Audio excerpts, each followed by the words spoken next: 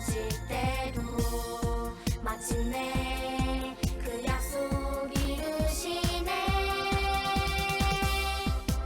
여호와 나를 구원하셨네. 원수가 나를 해하지 못하네.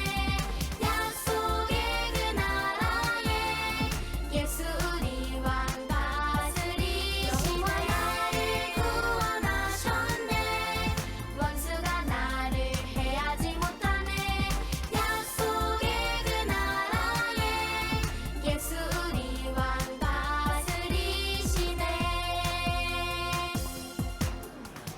예수 우리 왕 다스리시네.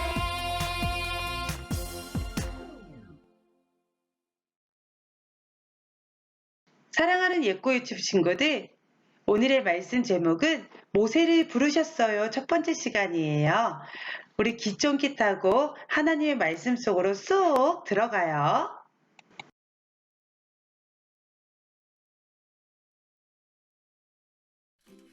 안녕 친구들, 나는 메간 선생님이에요. 안녕 친구들. 난 제시야. 다시 만나게 돼서 정말 반가워. 일주일 동안 잘 지냈지? 하나님께 예배하는 이 시간이 정말 즐거워. 오늘은 어떤 말씀을 들려주실까? 제시, 오늘 기분이 좋은가 보구나. 네, 정말 좋은 일이 있었어요. 그래? 어떤 일이 있었을까? 제시, 선생님도 궁금한데 이야기해 줄 수 있어? 어제 이모가 아기를 낳았거든요. 그런데 정말 귀여워요. 이제 같이 놀 제 동생이 생긴 거라고요. 제시, 진짜 좋은 소식이구나. 오늘의 성경 이야기에서도 모세라는 아기를 만나게 될 거야. 우후! 혹시 모세도 많이 울었나요? 제 사촌 동생은 정말 많이 울거든요. 엄청 시끄럽고요. 아기들은 많이 운단다. 아기 모세도 많이 울었지. 모세를 하나님이 어떻게 인도하시는지 오늘의 성경 얘기를 들어볼까?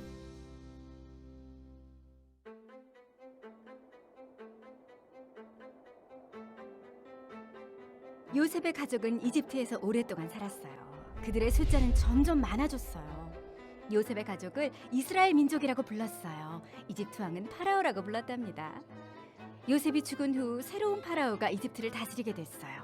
새 파라오는 이스라엘 백성을 좋아하지 않았어요. 이스라엘 백성이 점점 많아지자 두려워했죠. 파라오는 그들에게 매우 힘든 일을 시켰어요. 그러나 이스라엘 백성은 점점 많아졌어요. 이스라엘 여자가 아들을 낳거든 죽여버려라. 그러나 아기를 낳는 일을 돕는 산파들은 왕의 명령을 따르지 않았어요. 파라오는 매우 화가 났어요. 이스라엘 남자 아기가 태어나거든 모두 나일강에 던져버려라. 이때 이스라엘 여인이 아들을 낳았어요. 엄마는 아기를 숨겨서 키웠지만 아기가 자라자 더 이상 키울 수가 없었어요. 할 수 없이 갈대 상자에 아이를 누이고 나일강과 갈대 사이에 두었어요. 아기의 누나 미리암이 근처에서 숨어서 지켜보고 있었죠. 이집트의 공주가 목욕을 하러 나일강으로 나왔어요. 갈대 상자에서 울고 있는 아기를 발견했어요. 공주는 아기가 불쌍했어요. 그래서 아기를 공주의 아들로 키우기로 했어요. 미리암이 공주에게 아기를 돌볼 유모를 소개하겠다고 했어요. 공주는 허락했고 아기 어머니가 유모가 되었어요. 공주는 아기의 이름을 모세라고 지었어요. 어른이 된 모세는 이집트를 떠나서 양을 돌보는 목자로 살았어요. 이집트에 세워진 새로운 파라오도 이스라엘 백성을 힘들게 했어요. 하나님 도와주세요. 하나님 도와주세요. 하나님은 이스라엘 백성의 소리를 들으시고 모세를 보내 그들을 도울 계획을 세우셨어요. 어느 날 모세는 불이 붙었는데도 타지 않는 떨기나무를 보았어요. 하나님이 떨기나무에서 모세를 부르셨어요. 모세야, 모세야, 제가 여기 있습니다. 내 백성의 고통을 내가 보았다. 이제 내가 내 백성을 이집트에서 인도하여 내가 준비한 땅으로 데리고 가거라. 사람들이 하나님의 이름이 무엇이냐고 물으면 제가 무엇이라고 그들에게 대답해야 할까요? 나는 스스로 있는 자이니라. 스스로 있는 자가 나를 너희에게 보내줬다 하거라. 하나님은 모세에게 쉽지 않을 거라고 하셨어요. 이집트 왕이 반대하겠지만 반드시 하나님이 준비하신 땅으로 이스라엘 백성을 보내줄 거라고 약속하셨어요. 모세는 두려웠어요. 하나님, 저는 말을 잘 하지 못합니다. 다른 사람을 보내세요. 하나님은 모세에게 화를 내셨지만 모세의 형 아론을 그와 함께 보내기로 하셨어요.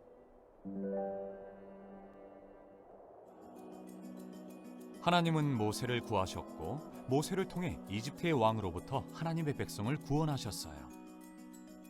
더 놀라운 것은 하나님은 아들이신 예수님을 통해 사람들을 구원하신 것이에요. 하나님은 예수님을 이 땅에 보내셔서 우리를 죄에서 구원하셨어요.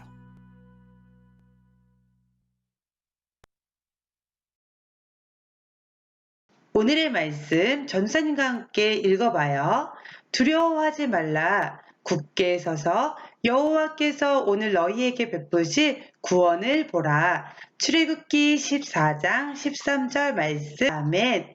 전사님과 함께 이 말씀은 모세가 끝날 때까지 매주 암송할 거예요.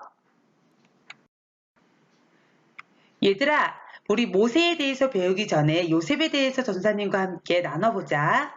요셉은 야곱의 11번째 아들이었어. 야곱이 굉장히 사랑한 아들이어서 채색옷을 입었어. 그런 야곱은 꿈꾸는 사람이었어. 두 가지 꿈을 꾸지. 하나는 11곡식단이 한 곡식단에게 절하고 해와 달 11별이 한 별에게 절하는 내용이야. 그 요셉의 사랑 때문에 형들이 요셉을 굉장히 미워해. 그래서 요셉을 죽이려고 해.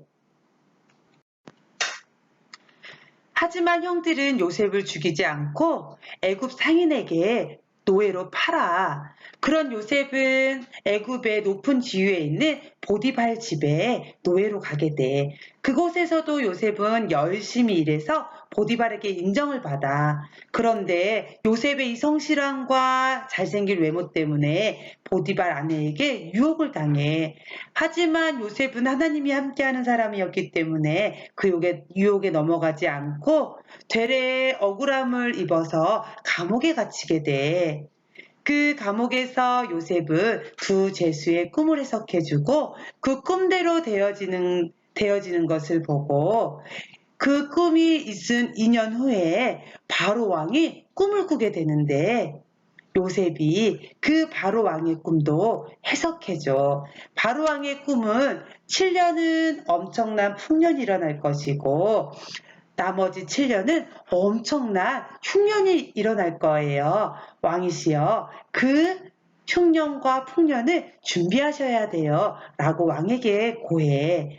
그 꿈 이야기를 들은 바로 왕은 요셉에게 그 모든 일들을 맡긴단다.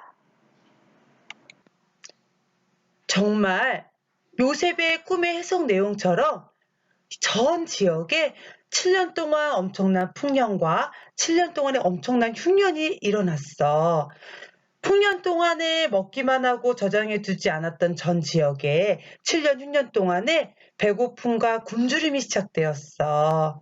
그때 하나님이 지혜를 주셔서 곡식을 모아놨던 이 애굽 땅에는 곡식이 있었지. 그때 전 지역 사람들이 애굽으로 곡식을 사러 왔어. 그때 요셉의 가족도 똑같은 가난에서 굶주림에서 벗어나기 위해 형들과 모든 가족들이 애굽 땅에 오게 돼. 그래서 오랜 시간 동안 떨어져 있던 요셉을 만나고 요셉이 형들을 용서하고 또 요셉이 사랑했던 아버지 야곱도 요셉의 품에서 죽게 돼. 애굽 땅에는 하나님의 약속대로 요셉의 아버지 야곱의 아버지 이삭의 아버지 아브라함을 통해 내 자손이 많게 주겠다라는 약속대로 가족이 점점 많아졌어. 이때는 요셉도 죽고 또 요셉과 함께 했던 그 바로왕도 죽고 새로운 바로왕이 있을 때였어. 이 바로왕이 요셉의 가족들이 점점 많아지는 것이 두려웠어. 애굽 땅에 요셉의 자손들이 많아지니까 그 요셉의 자손들을 묶어서 이스라엘 족속이라고 불렀어. 이 이스라엘 족속의 뜻은 야곱이 팥죽 한 그릇으로 형을 속이고 또 맛있는 음식을 가지고 들어가 아버지를 속이고 아버지에게 축복을 받아 도망갔다가 삼촌 라반 집에서 하나님을 만나고 변화되어져 하나님이 이제 네 이름이 야곱이 아닌 이스라엘이다 라고 축복해 주셨던 그 이름, 야곱의 족속이라는 뜻은 이스라엘이라는 이름을 얻게 되었어.